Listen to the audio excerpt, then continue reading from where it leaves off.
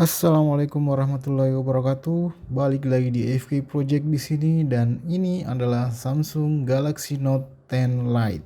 Yap, di awal tahun 2020 ini Samsung sepertinya sedang on fire mengeluarkan beberapa smartphone-nya dan salah satunya adalah ini, Samsung Galaxy Note 10 Lite. Salah satu varian dari keluarga Note 10 yang pada awalnya menurut saya merupakan versi Note 10 yang nanggung.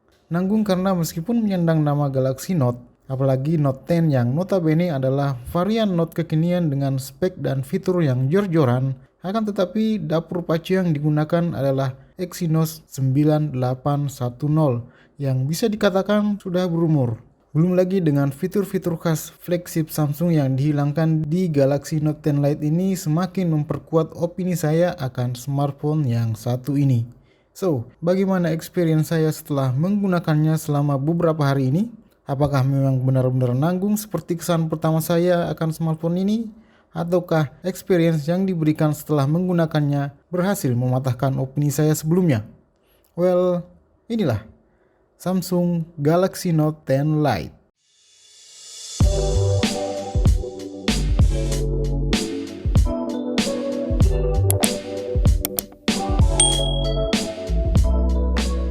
Sebelum lanjut, saya ingin mengingatkan kepada kalian untuk jangan lupa mendukung channel ini dengan menekan tombol subscribe dan mengaktifkan notifikasi agar kalian gak ketinggalan update di channel ini.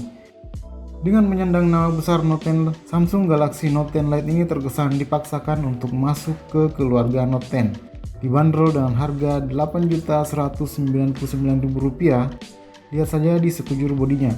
Tidak kena material kaca premium seperti di kakak-kakaknya terdahulu.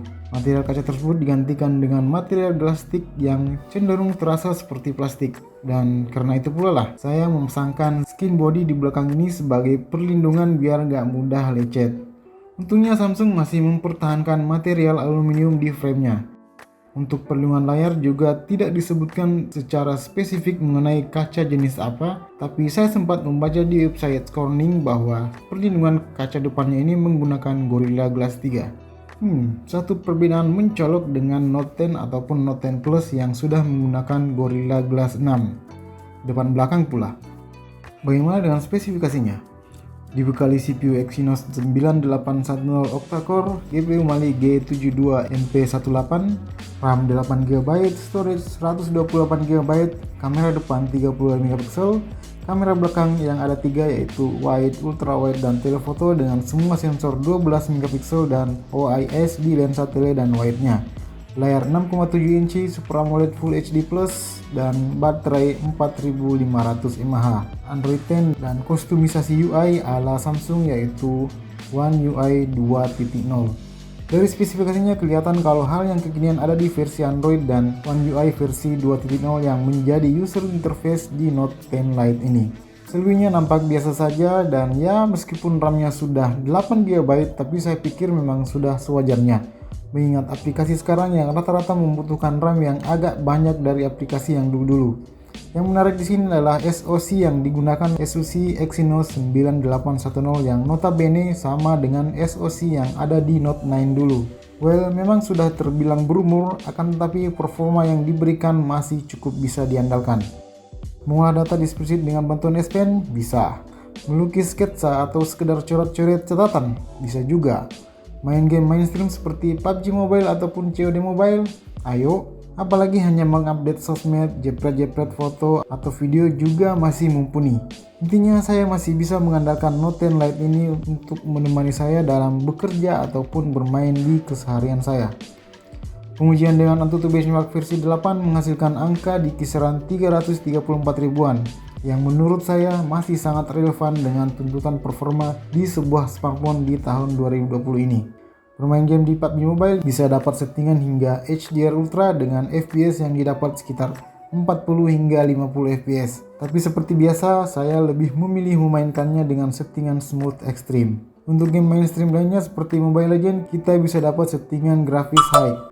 Ya no complain dengan yang ini karena semua masih bisa dimainkan dengan lancar dengan catatan jaringan internetnya juga lancar. Intinya dengan ukuran layar yang 6,7 inci di Note 10 Lite ini saya puas menggunakannya dalam bermain game, menonton video ataupun kegiatan multimedia lainnya. Apalagi jenis layar yang Super AMOLED khas Samsung yang dikenal jernih dan vibran yang memanjakan mata dengan kualitasnya. Memang resolusi layarnya hanya mentok di Full HD+, belum 2K seperti di Note 10 Plus. Akan tetapi saya rasa itu sudah cukup. Mungkin di bagian ini pula yang menjadi salah satu hal yang membuat smartphone ini menyandang nama Lite. Selain resolusi layar yang dipasang hanya Full HD+, faktor pendukung multimedia lainnya yang ikut dipangkas Samsung di seri Note 10 Lite ini yaitu speaker. Speaker yang disematkan hanya satu, bukan lagi speaker stereo seperti di kedua kakak-kakaknya. Tapi meskipun hanya satu speaker, suara yang dihasilkan masih cukup jernih dan cukup nyaring. Kira-kira seperti ini jika disetel dengan volume full.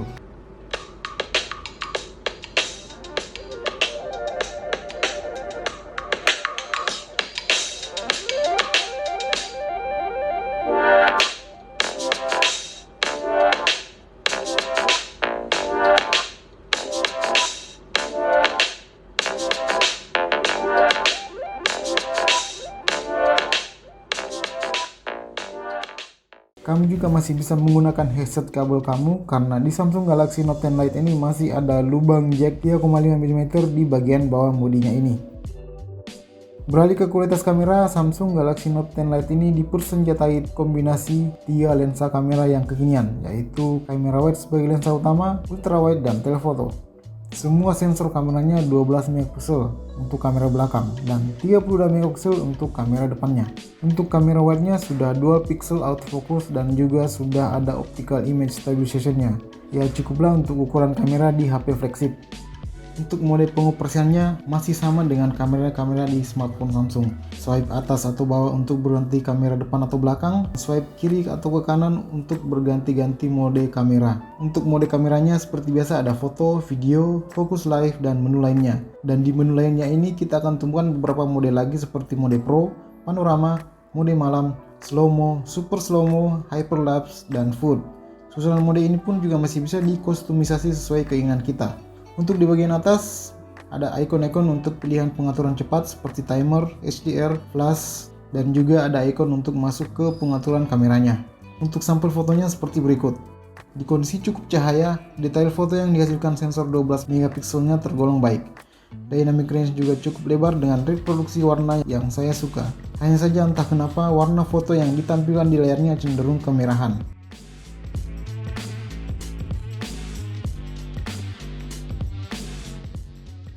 Hasil jepretan lensa ultrawide-nya juga sama dengan lensa wide-nya dalam hal reproduksi warna dan dynamic range. Hanya saja detail gambar yang dihasilkan oleh lensa wide ini masih agak kurang jika dibandingkan dengan lensa wide-nya.